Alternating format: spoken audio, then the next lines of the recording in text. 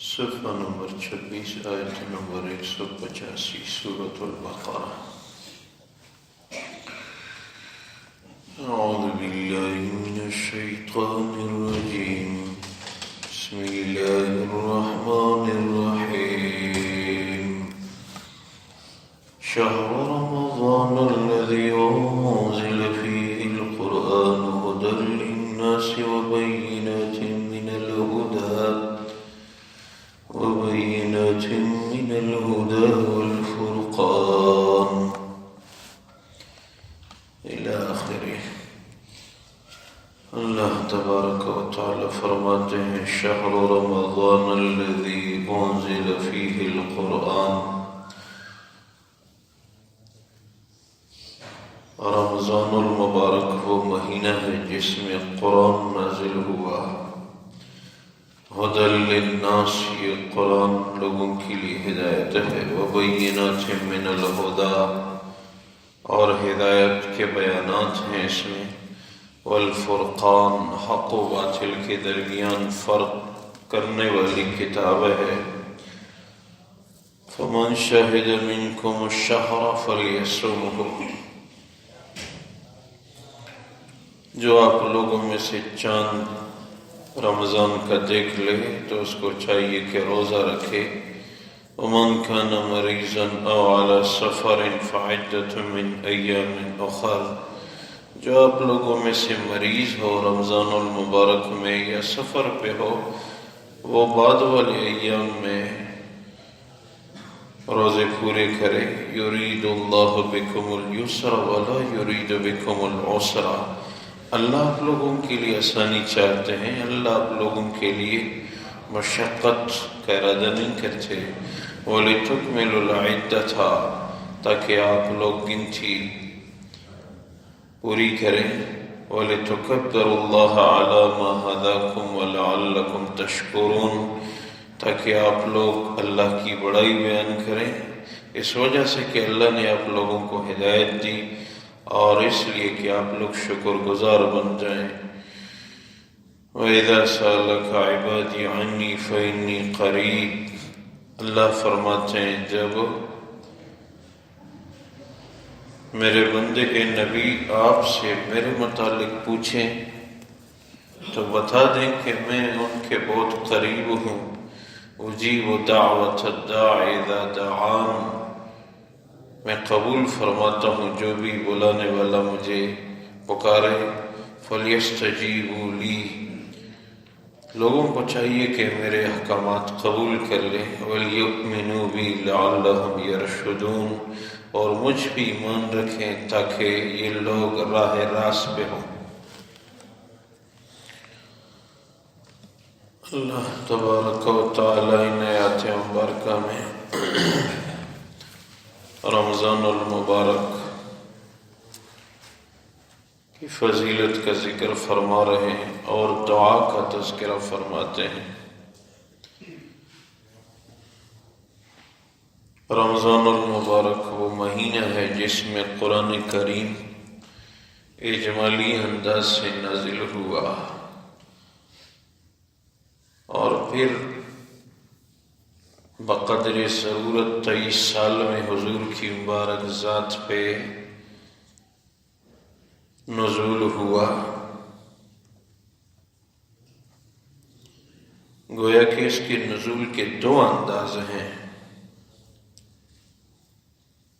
ایک رمضان المبارک اور پھر اس میں روایت کے مطابق شب قدر، ایک نزول کہ یہ کلام اللہ کی ذات کی طرف سے نکلا ہوا کلام ہے، اور انتخاب ہو گیا کہ یہ اپنے بندوں کے لیے قانون بنا کے نازل کر رہا ہوں۔ پھر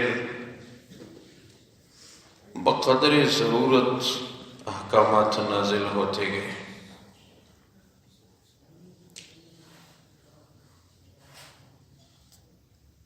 ایک دفعہ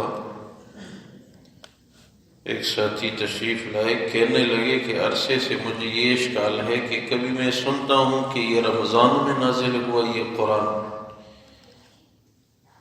اور پھر سنتا ہوں کہ 23 سال میں نازل ہوا، یہ کیسے ہو سکتا ہے؟ ہمارے ایک ساتھی نے اس کو بڑی اچھی مثال دی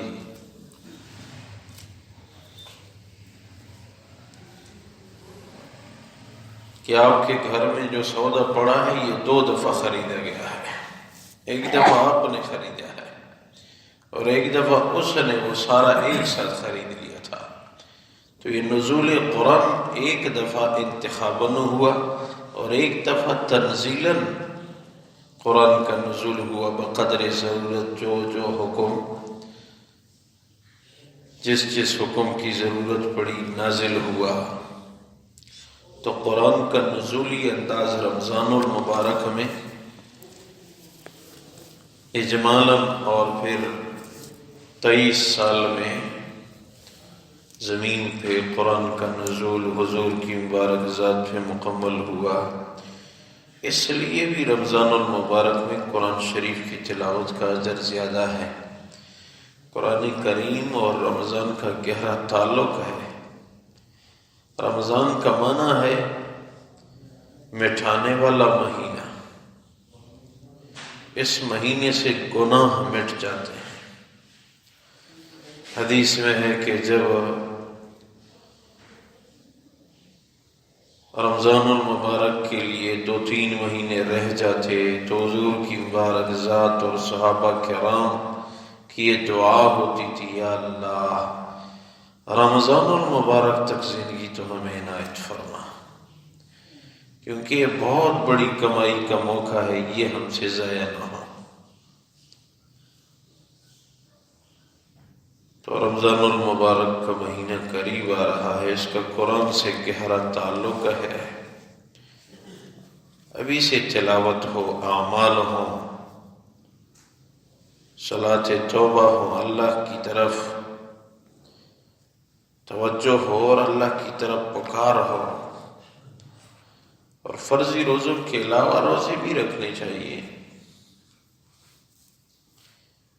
حضور کی مبارک ذات پیر کا روزہ، جمعرات کا روزہ، کبھی ایام 20 کے متعلق 12، 13، 14 یا 13، 14، 15 دونوں روایات ہیں۔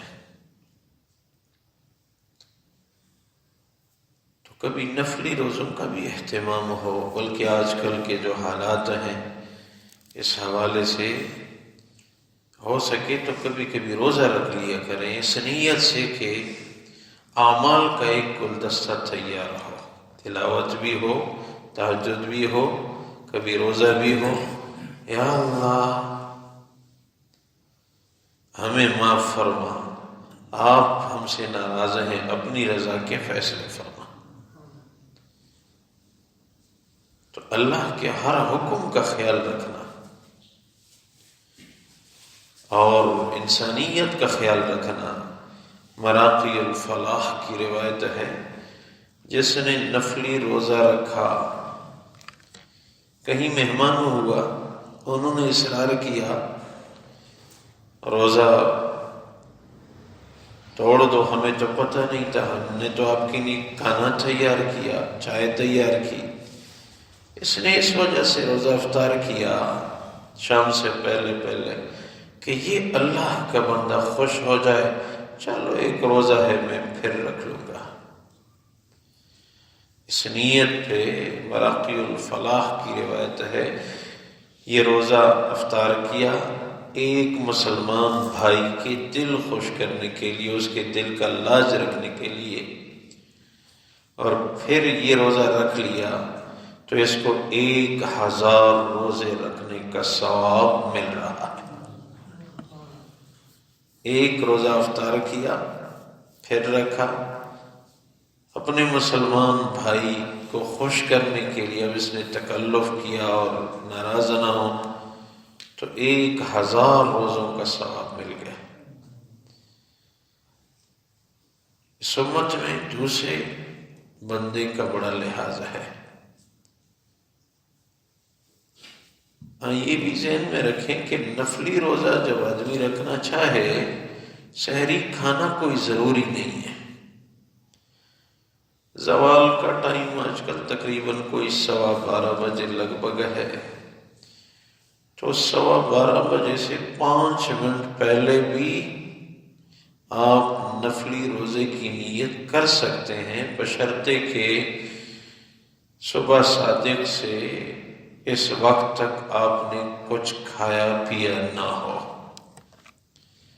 کچھ کھایا پیا نہیں ہے، صبح کی نماز کے بعد خیال ہوا، 10 بجے خیال ہوا، 11 بجے خیال ہوا، روزے کی نیت کی، یہ روزہ ہو جائے گا۔ ہاں زوال کا وقت ہو گیا، اس کے بعد کچھ کھایا پیا اب تک نہیں ہے، اب روزے کی نیت نہیں ہو سکتی۔ شام تک نہیں کھائے گا، بھوک کا ثواب تو الگ ہے لیکن روزے کا ثواب نہیں ملے گا۔ تو کبھی کبھی روزہ بھی رکھنا چاہیے، یہ بھی اللہ کے ہاں ایک مقبول عمل ہے اور اس کا بہت بڑا اجر ہے۔ کبھی جمعرات کو یا پیر کو جب موقع ہو ان حالات کے واسطے، چلو جتنے بھی ساتھی تشریف فرما ہے انشاءاللہ میں بھی عزم کروں، اور آپ لوگ بھی جو بیمار نہیں ہیں جو روزہ رکھ سکیں، ایک ایک روزہ اس نیت سے، اللہ عالم اسلام پریشان ہے اور غریب لوگوں کو مشکل حالات ہیں، یہ روزہ اس لیے رکھتا ہوں کہ یا اللہ اس عمل کو قبول فرما کے یہ حالات ہم سے دور فرما۔ گھروں میں اس کا اہتمام کریں، جن سے ہو سکے کم سے کم ایک روزہ تو رکھ لیں، دوسروں کی خیرخواہی اپنی خیرخواہی کی نیت سے، اس کا بھی بڑا اجر ہے۔ اعمال اس واسطے کہ اللہ خوش ہو جائے اور عالم اسلام کی حفاظت ہو جائے، یہ بہت بڑی بات ہے۔ پوری امت کی فکر کرنا بہت بڑا اجر ہے، لیکن گھبرائے نہیں، اللہ کی طرف متوجہ ہونا۔ ایک آدمی آئے، یا رسول اللہ صلی اللہ علیہ وسلم ہمارا اللہ قریب ہوا تو میں آہستہ آواز سے دعا مانگوں، اگر ہمارا اللہ دور ہے تو میں اونچی آواز سے دعا مانگوں؟ تو حضور اقدس صلی اللہ علیہ وسلم خاموش ہوئے۔ یہ آیت نمبر 186 نازل ہوئی، وَإِذَا سَأَلَكَ عِبَادِي عَنِّي فَإِنِّي قَرِيبٌ۔ اے نبی جب آپ سے میرے متعلق پوچھیں تو میں بالکل قریب ہوں۔ اللہ ہمارے قریب ہیں، اللہ سننے والے ہیں۔ آپ پکار میں عاجزی ہو، اللہ کی طرف توجہ ہو، کبھی اللہ تبارک و تعالی قبولیت میں تاخیر فرماتے ہیں۔ ہمارے بڑے استاذوں میں سے تھے، فرمانے لگے کبھی اللہ تبارک و تعالی اس لیے دعا جلدی قبول نہیں فرماتے کہ اپنے اس بندے کی دعا اگر جلدی قبول کر لوں پھر کہاں میرے ہاں اٹھ کے یہ ہاتھ اٹھا کے روتا ہے۔ کبھی اس لیے بھی دعا کی قبولیت میں دیر ہوتی ہے۔ اب سارے مسلمان دعا مانگے، یا اللہ یہ حالات دور فرما، دور کیوں نہیں ہو رہے؟ پھر ہم اتنے مسجدوں میں کہاں، پھر ہم اللہ کی عبادت میں اتنے کہاں۔ تو کبھی یہ بھی ہوتا ہے اللہ تاخیر کرتے ہیں، جیسے چھوٹا بچہ آ کے روتا ہے، چمٹ جاتا ہے، یہ ٹافی مجھے دو نا، آپ نہیں دیتے، 2-3 دفعہ پھر دے دیتے ہیں، ویسے ان کا وہ چمٹنا اور مانگنا آپ کو اچھا لگتا ہے، جبکہ 1% سے بھی کم محبت ہے۔ اللہ کو تو بہت زیادہ محبت ہے اپنے بندوں سے، اللہ مانگنے پہ خوش ہوتے ہیں۔ تو اللہ کی طرف توجہ، اللہ سے مانگنا، جب اللہ سے مانگنا جس کو آ گیا بس یہ راہ راست پا گیا۔ اور رو رو کے مانگنا۔ اللہ نے جب ہمیں پیدا کیا تو 6 مہینے سال تک ہمیں رلائے رکھا کہ میرے بندے آپ کا کام ہے رونا، جب بھی کوئی ضرورت پڑے مجھ سے مانگنا۔ تو ضرورت یہ ہے کہ اعمال صالحہ اللہ سے مانگنا، اور ہو سکے تو تمام احباب نیت کریں کہ کم سے کم ایک روزہ اس لیے کہ یا اللہ عالم اسلام کے حالات درست فرما اور عالم کفر کے لیے اس مرض کو ہدایت کا ذریعہ بنا، اور ہدایت میں مسلسل آ رہے ہیں۔ اللہ کرے یہ مزید تنگ ہو کہ ہمارے دین میں آ جائے، انشاءاللہ آئیں گے۔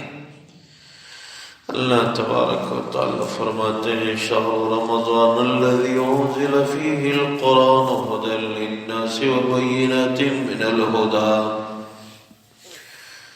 رمضان المبارک وہ مہینہ ہے جس میں قرآن کریم نازل ہوا۔ یہ قرآن ہدایت ہے لوگوں کے لیے، اور اس میں ہدایت کے بیانات ہیں۔ والفرقان، حق و باطل کے درمیان فرق کرنے والی کتاب ہے۔ ومن شہد منکم الشہر فلیصمہ، جو رمضان کا چاند دیکھے تو وہ روزہ رکھے۔ ومن کان مریضا او علی سفر فعدۃ من ایام اخر، جو کوئی مریض ہو یا سفر میں ہو تو وہ دیگر ایام میں روزے پورے کر لے۔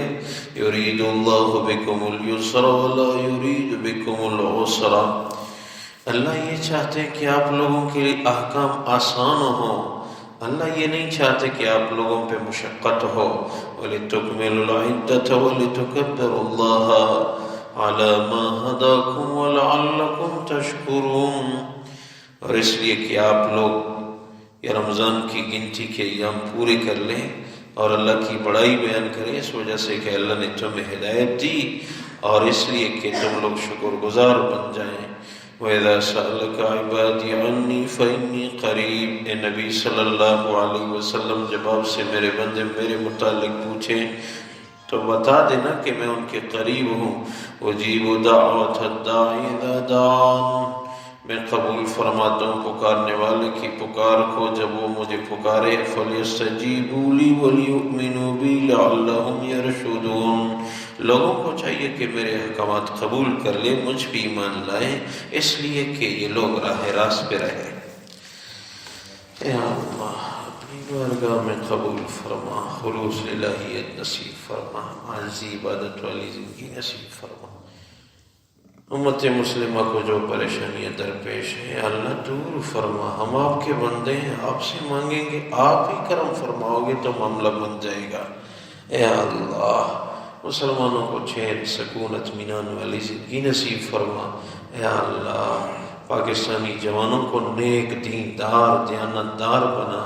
اے اللہ پاکستانی مستورات کو، عالم اسلام کی عورتوں کو پاک دامن بنا، بچوں کی نیک تربیت نصیب فرما۔ اے اللہ کافروں کے لیے یہ مرض ہدایت کا ذریعہ بنا۔ اے اللہ رحم کرم فضل والا معاملہ فرما۔ ہمارے ایک ساتھی مدینہ منورہ میں تھے، جب ہم وہاں جایا کرتے تھے اس کی ملاقات ہوتی تھی، خدمت کرتا تھا، وفات پا گیا ہے، ان کے لیے دعا فرمائے۔ اچھا آدمی تھا اور عمرہ کرنے والوں زائرین کی خدمت کرتا تھا۔ اے اللہ ان کی مغفرت فرما، اجر عظیم عنایت فرما، آخرت کی خوشیوں سے ان کو مالا مال فرما، ان کی اہلیہ کو صبر جمیل عنایت فرما، کہ رشتہ داروں کو برکت نصیب فرما۔ اے اللہ ہم سب کو آخری خاتمہ بالخیر عنایت فرما۔ وما توفیقی الا باللہ، علیہ توکلت و الیہ انیب، برحمتک و کرمک یا ارحم الراحمین۔